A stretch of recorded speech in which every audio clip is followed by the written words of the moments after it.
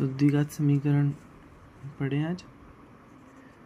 द्विघात समीकरण के गुणनखंड करने की एक विधि तो अपन ने देखी थी, जिसमें अपन ऐसे करते थे कि जैसे कोई द्विघात समीकरण है x² - 5x + 6, शायद ये पहले था।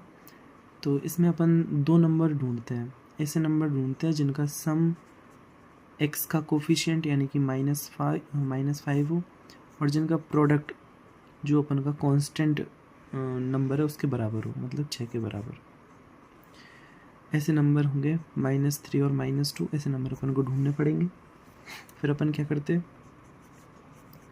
कि ये जो x वाली टर्म है इसको अपन इन दोनों नंबरों में तोड़ देंगे। तो -5 को लिख सकते हैं अपन -3x - 2x + 6, x² और प्लस का 6 ये एज इट इज़ आ जाएंगे। पहले दो में से x को कॉमन लें अगर, तो x² में से x को कॉमन लिया तो x बचा और 3x में से x को कॉमन लिया तो 3। अगले दो में से -2 को कॉमन लेंगे तो x - 3। पहली टर्म और दूसरी टर्म में x - 3 कॉमन है तो x - 3 को बाहर ले, पहली टर्म से x बचेगा और दूसरी टर्म से -2। तो एक तो ये विधि थी, ठीक है। एक अपन ने पढ़ी थी श्रीधराचार्य सूत्र।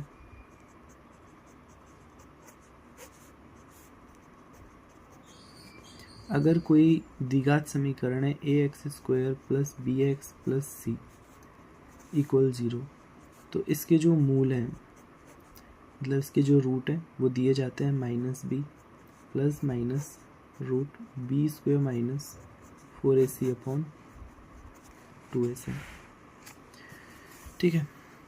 अब इसको अपन ऐसे भी लिख सकते हैं, अगर अपन ऊपर नीचे -b प्लस माइनस है तो minus plus √b² - 4ac/-b minus plus √b² - 4ac से मल्टीप्लाई करें तो यही चेंज हो जाएगा 2c/-b plus minus √b² - 4ac से, ठीक है।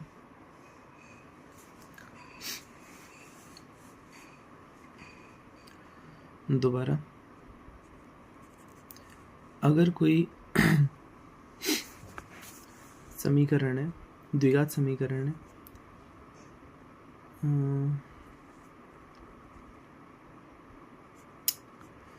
x² का कोफिशिएंट 1 होना चाहिए बस, ठीक है।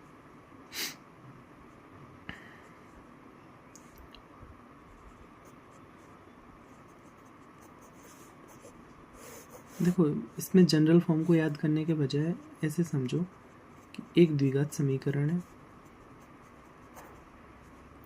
जिसके मूल अल्फा और बीटा है। तो इस द्विघात समीकरण को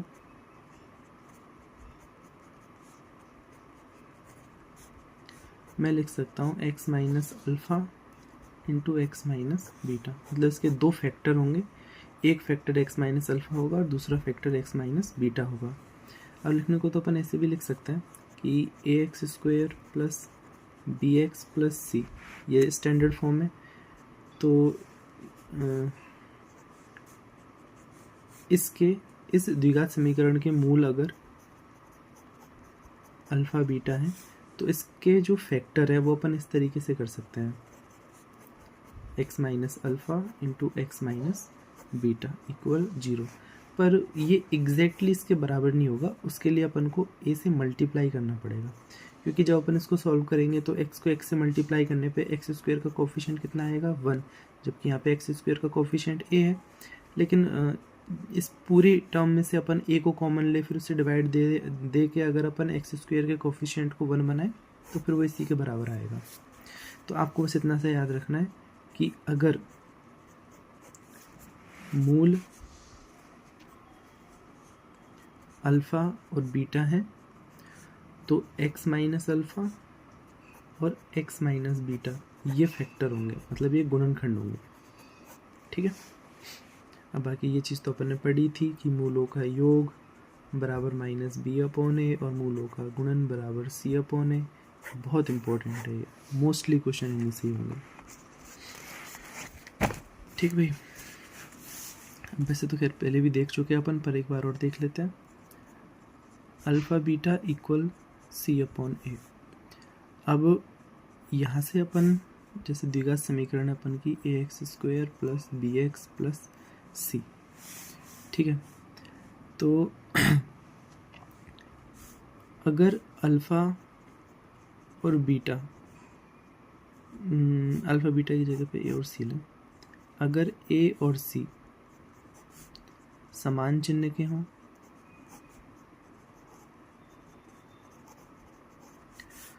तो alpha beta equal C upon A, ये भी कैसे आएगा, ये पॉजिटिव आएगा, क्योंकि सी भी जैसे समान चिन्ह के हों तो या तो ए और सी दोनों पॉजिटिव पॉजिटिव होंगे या तो दोनों नेगेटिव नेगेटिव होंगे।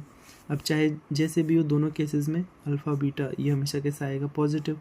अगर दोनों सी और ए दोनों पॉजिटिव होंगे तब भी पॉजिटिव आएगा, और दोनों नेगेटिव होंगे तब भी पॉजिटिव आएगा, ठीक है।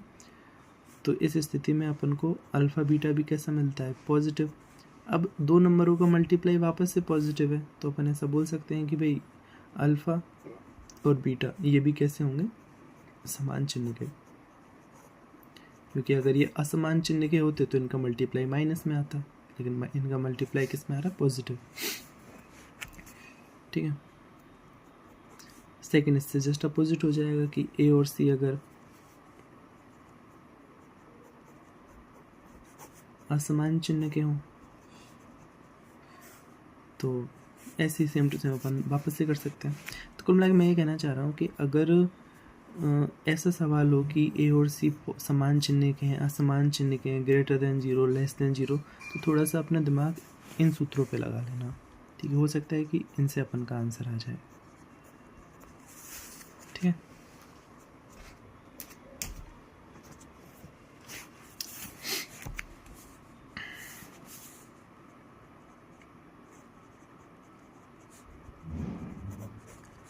अब द्विघात समीकरण का एक बार ग्राफ देख लें अपन।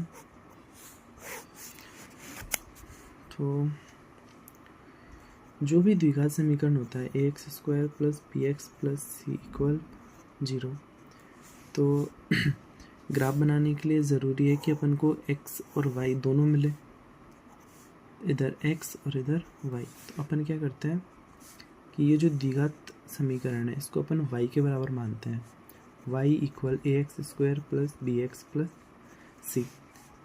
ये जो समीकरण होता है ये समीकरण परवलय का समीकरण है। ये समीकरण किसका है, परवलय का, पैराबोला का। अब अगर इस फॉर्म में लिखा हुआ है, इस फॉर्म से मतलब y इधर है और स्क्वायर वाला जो पद है मतलब a x square plus B x plus सी, ये जो द्विघात समीकरण है ये x में है, इसको अपन ने बराबर किसके रखा है, y के।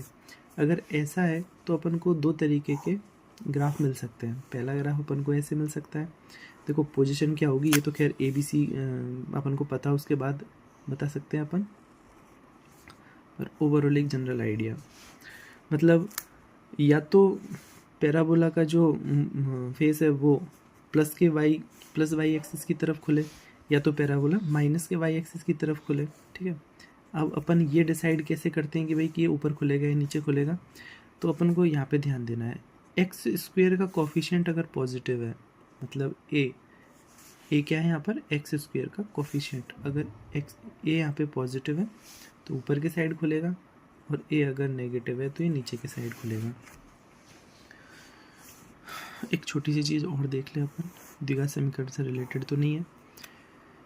पैराबोला का जो समीकरण है वो अपन नॉर्मली ऐसे पढ़ते आ रहे हैं, वाई स्क्वायर इक्वल 4ax, या Y square equal minus 4ax, या एक्स स्क्वायर बराबर 4ay, या x square equal minus 4ay, ठीक है। ऐसे ही तो पढ़ते आ रहे हैं। ये भी वैसा ही है, ये तब है जब पैराबोला अपन की 0 0 से गुजरे और इस तरीके से सिमेट्रिक हो। अगर ये सिमेट्रिक नहीं हो और 0 0 से नहीं गुजरे तो इसके समीकरण फिर ऐसे हो जाते हैं। कुल मिला के जो सिमेट्रिक जो फॉर्म होती है वो ये है, और ये अपन की जनरलाइज्ड फॉर्म मान लो कि ना भी कहीं पर भी, नियता कहीं पर भी, शीर्ष कहीं पर भी, ऐसे ऐसे। खैर इनकी डिज़ाइन कैसी होती है ये चीज़ पे ध्यान दो। अभी एक तो देखो पैराबोला में दो वेरिएबल होंगे एक्स और वाई। अब इसमें एक वेरिएबल पे तो स्क्वायर लगा होगा, लेकिन एक वेरिएबल जो होगा ये सिंगल पावर में होगा, और ये जो सिंगल पावर है, मतलब जैसे एक्स के ऊपर पावर कितनी है 1, यहाँ पे एक्स के ऊपर पावर 1 है, यहाँ पे सिंगल पावर वाला एक्स नहीं है, यहाँ पे सिंगल पावर वाला कौन सा है वाई। तो अपन को बस इस पर ध्यान देना होता है। अब यहाँ पे एक्स है, एक्स भी प्लस का, यहाँ पे एक्स भी है, लेकिन यहाँ पे एक्स किसका है माइनस का। तो ये अपन को ये बताता है कि जो पैराबोला है वो ओपन किधर होगी। अब ये प्लस का एक्स है तो ये जो पैराबोला होगी ये प्लस एक्स साइड में ओपन होगी। यहाँ पे एक्स लेकिन आगे माइनस भी लगा हुआ है, तो ये जो पैराबोला होगी माइनस एक्स के साइड पे ओपन होगी। यहाँ पे प्लस का वाई है तो ये जो पैराबोला होगी प्लस वाई साइड में ओपन होगी। यहाँ पे माइनस का वाई है तो ये जो पैराबोला होगी माइनस वाई एक्सिस के साइड में ओपन होगी, इस तरीके से। तो यहाँ से भी अपन को थोड़ा थोड़ा आइडिया लग जाएगा, ठीक है। अगर ये ग्रेटर देन 0 होता है तो पैराबोला ऊपर ओपन होगी, और लेस देन 0 होता है तो इसका ग्राफ नीचे। अब देखो पैराबोला जो होगी ये एक्स एक्सिस को ज़्यादा से ज़्यादा 2 पॉइंट पे काट सकती है। ऐसा भी हो सकता है कि भाई एक भी पॉइंट पे नहीं काटे, लेकिन अगर काटेगी तो ज़्यादा से ज़्यादा 2 पॉइंट पे, 2 से ज़्यादा पॉइंट पे नहीं काटेगी। तो ये जो पॉइंट होते हैं ये अपन के रूट होते हैं, ये अपन के क्या होते हैं रूट, क्योंकि इस एक्स की वैल्यू के लिए करस्पॉन्डिंग अपन को फंक्शन की वैल्यू कितनी मिल रही है 0, तो ये अपन के शून्य को है, ठीक है।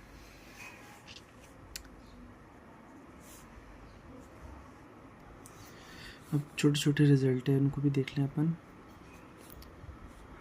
अपने पास में क्वाड्रेटिक इक्वेशन है ax² plus bx plus C, ठीक है।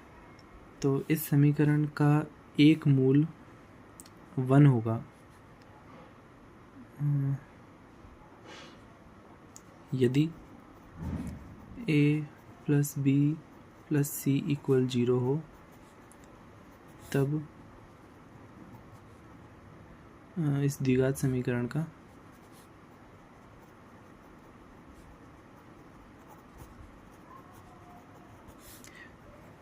एक मूल 1 होगा। अब ये चीज़ देखना भी कोई बड़ी बात नहीं है कि अगर द्विघात समीकरण का मूल 1 है तो जब अपन उस समीकरण में x इक्वल 1 रखेंगे तो वो जो समीकरण है वो इसी कंडीशन में चेंज हो जाएगी। अगर मूल x इक्वल 1 है तो a प्लस बी प्लस सी ये कितना होना चाहिए 0 होना चाहिए, तभी तो मूल 1 होगा। और अपन ने पढ़ा है कि अल्फ़ा बीटा इक्वल सी अपॉन है। अगर एक मूल 1 है तो अल्फ़ा की जगह 1 रखेंगे तो अपन को दूसरा मूल भी कितना मिलेगा सी अपॉन ए। इसी तरीके से अपन सेकंड कंडीशन लिख सकते हैं कि अगर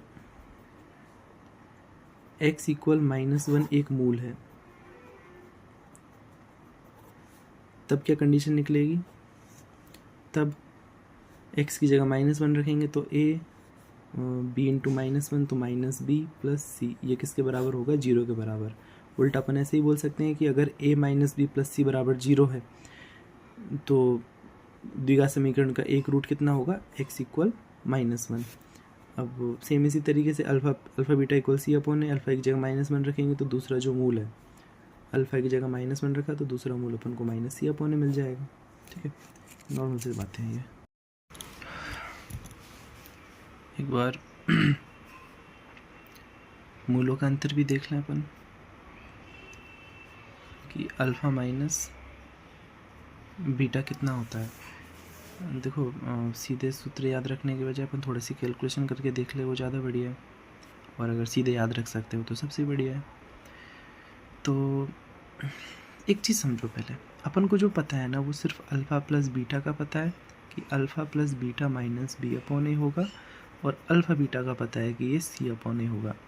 और इन्हीं की हेल्प से अपन और भी कोई दूसरा एक्सप्रेशन दे रखा होगा उसको सॉल्व करेंगे, ठीक है। अब जैसे अल्फ़ा माइनस बीटा है तो इसका कोई सीधा सूत्र तो है नहीं, अपन को बस सॉल्व करके देखना है। तो अपन को चाहिए कि अपन अल्फ़ा माइनस बीटा की वैल्यू निकालें, लेकिन अपने पास वैल्यू अल्फ़ा प्लस बीटा की है और अल्फ़ा बीटा की है। तो इस एक्सप्रेशन को अपन को ऐसे चेंज करना पड़ेगा कि ये जो एक्सप्रेशन है इसमें सिर्फ अल्फ़ा प्लस बीटा आए या तो अल्फ़ा बीटा आए, ठीक है। तो अल्फ़ा प्लस बीटा का अपन स्क्वायर करेंगे, अगर स्क्वायर करेंगे तो अपन को रूट भी करना पड़ेगा। स्क्वायर का रूट अभी भी किसके बराबर है, अल्फ़ा बीटा के बराबर है, ठीक है।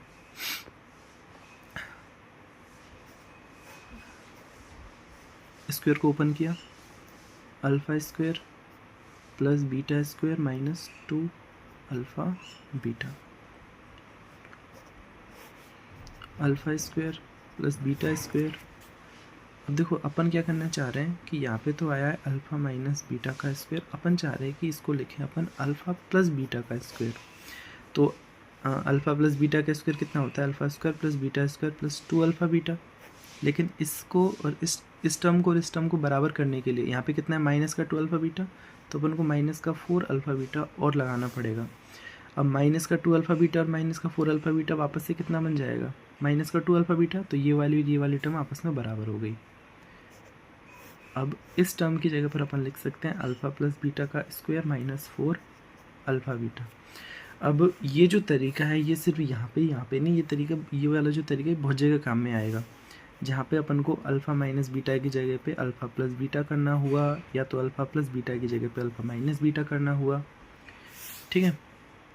तो अब अल्फ़ा प्लस बीटा की वैल्यू अपन को पता है, अल्फ़ा प्लस बीटा की वैल्यू माइनस बी अपॉन ए, इसका है स्क्वायर माइनस 4 अल्फ़ा बीटा की वैल्यू है सी अपॉन ए।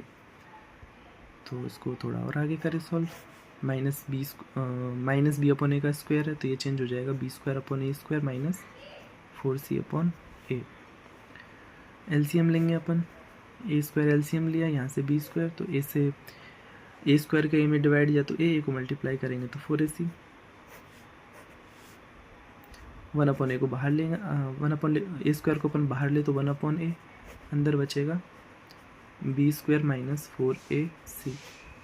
अब चूँकि रूट की जो वैल्यू है ये प्लस में भी आती है और ये वैल्यू माइनस में भी आती है, तो इसके दो वैल्यूज़ मिलेंगी अपन को,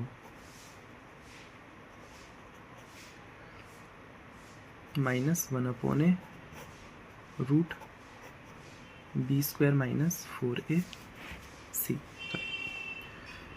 रूट की जो वैल्यू आती है वो पॉजिटिव भी आती है और नेगेटिव भी आती है। जैसे अगर रूट 4 है तो इसकी वैल्यू, इसका आंसर +2 भी है और -2 भी है, ठीक है।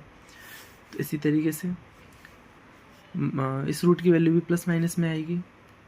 तो ये जो वैल्यू है ये अल्फ़ा माइनस बीटा के बराबर है। अब अल्फ़ा अगर बढ़ा हुआ तो वैल्यू प्लस की हो जाएगी, बीटा अगर बढ़ा हुआ तो वैल्यू माइनस की हो जाएगी। पर अगर अपन सिर्फ अंतर देखें, सिर्फ न्यूमेरिकल वैल्यू, तो अपन प्लस वाली वैल्यू लेंगे इनमें से, ठीक है। तो दो रूट्स का जो डिफरेंस है, मतलब अंतर, बड़ा छोटा बड़ा कोई भी हो, तो वो इक्वल होता है 1 upon a b square minus 4ac के। सॉल्व कैसे करते हैं वो ये है, ठीक है। यहाँ पर एक शब्द काम में आता है विवेचक, इसको अंग्रेजी में बोलते हैं डिस्क्रिमिनेंट। ये बोलते हैं अपन बी स्क्वायर माइनस 4ac को, ठीक है, जहाँ पर a 0 के बराबर नहीं होना चाहिए, नहीं तो फिर वो द्विघात समीकरण ही नहीं रहती। इसको और याद रखना। इसको कैपिटल D से भी डिनोट किया जाता है। कभी कभी हो सकता है क्वेश्चन में सिर्फ कैपिटल D लिखा हुआ आ जाए, वापस का मतलब क्या होगा, बी स्क्वायर माइनस 4ac, ठीक है।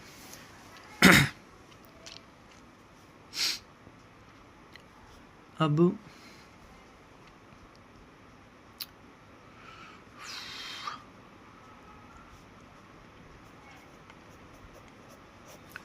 मूलों की प्रकृति,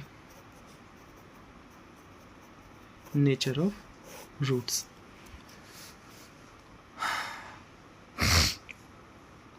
अपन मान के चलते हैं कि ये जो द्विघात समीकरण है ax² plus bx plus c, इसमें ये जो a b c हैं ये सभी रियल नंबर्स हैं। तो श्रीधराचार्य सूत्र अपन ने पढ़ा था, minus b plus minus, root क्या होता है minus b plus minus, discriminant root minus 4ac upon 2a।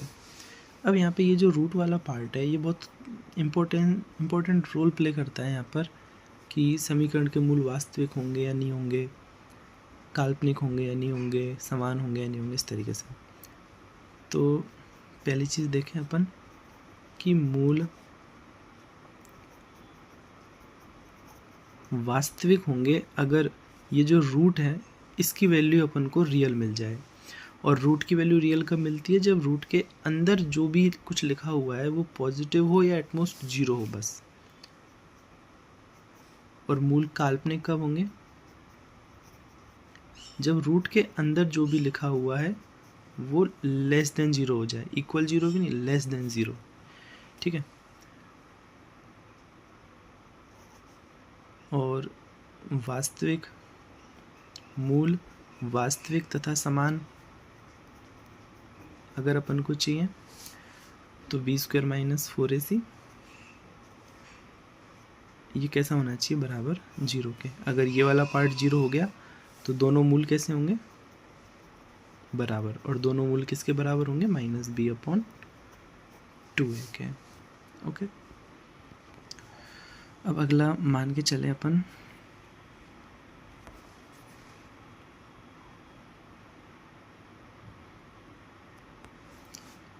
कि a b c ये परिमेय संख्याएं हैं। ये तीनों कैसी हैं? परिमेय। इनमें से कोई अपरिमेय नहीं होना चाहिए। तो पहला, मूल परिमेय होंगे यदि अपन को वापस से श्रीधराचार्य सूत्र पे ध्यान देना है। b² minus root minus b plus minus root b² minus 4ac upon 2a। अब देखो, अगर a b c तीनों रैशनल नंबर है, परिमेय संख्या है, तो -b भी रैशनल होगा, 2a भी रैशनल होगा। इरेशनल करने का जो पॉसिबल चांस है वो ये रूट का है। अगर ये रूट कौन सा वाला b² माइनस 4ac ये अगर पूर्ण वर्ग, मतलब ये अगर परिमेय है, और ये परिमेय कब होगा? जब b² माइनस 4ac पूर्ण वर्ग हो। पूर्ण वर्ग का मतलब जिनका रूट निकल जाता है, जैसे 4 का रूट निकल जाता है तो 4 पूर्ण वर्ग है। 9 का अपन रूट निकाल सकते हैं, 9 को लिख सकते हैं अपन 3² तो ये पूर्ण वर्ग है। इसी तरीके से 16, 25, 36, 49 इनको बोलते हैं अपन पूर्ण वर्ग संख्या। तो अगर ये जो अंदर लिखा हुआ है b² माइनस 4ac इसका अपन रूट निकाल सकें, मतलब ये कैसा हो? पूर्ण वर्ग हो, तो ये पूरा जो एक्सप्रेशन है ये परिमेय हो जाएगा। ठीक है। तो मूल परिमेय होंगे यदि इसका जो डिस्क्रिमिनेंट है b² माइनस 4ac ये पूर्ण वर्ग हो, ये पूर्ण वर्ग संख्या हो। इसी तरीके से कि इसके मूल अपरिमेय होंगे यदि b² माइनस 4ac ये अपन का पूर्ण वर्ग संख्या ना हो। ठीक है। अब कुछ नोट कि किसी द्विघात समीकरण में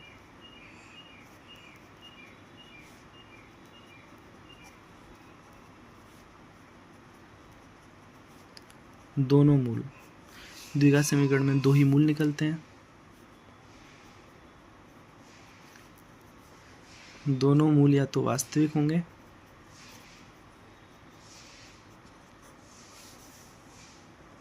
या दोनों मूल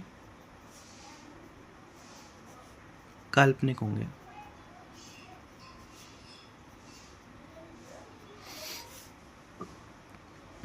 ठीक है। एक मूल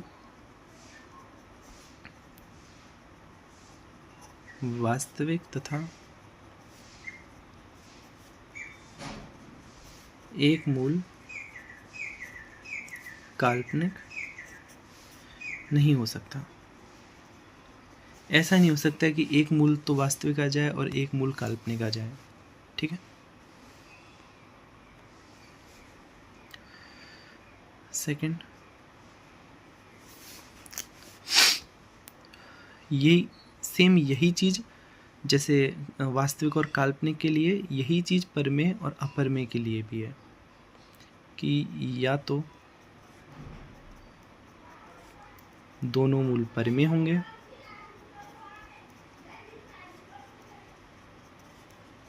या दोनों मूल